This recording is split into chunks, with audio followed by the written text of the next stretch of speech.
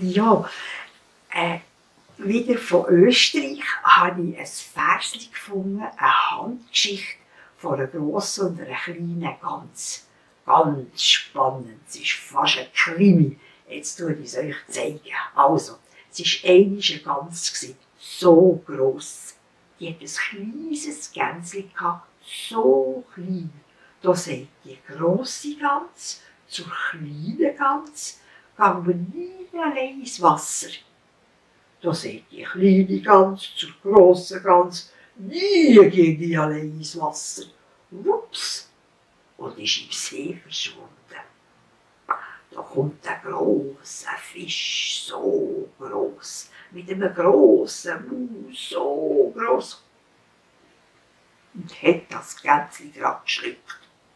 Und das ist die Bauch vom Fisch. Und ist dort drinnen eingesperrt gewesen.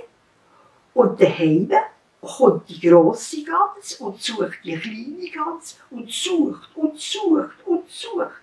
Und kann sie nie finden. Da muss sie ganz fest blicken.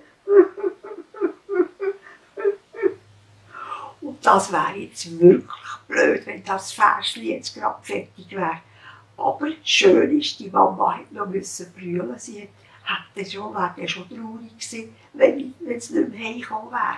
Aber in diesem Fisch, im Magen vom Fisch, hat das Gänsli den Klopsi bekommen und sagt, und das hat der Fisch so gekutzelt, dass er gürpseln musste. Und das Gänsli ist gerade rausgeschwommen, heim zur Mama und sie hat es umarmt. Und von dann an haben sie festgemacht und sie zusammengeblieben und sie ist nie mehr allein ins Wasser. Das ist die Geschichte von der grossen und von der kleinen Gans.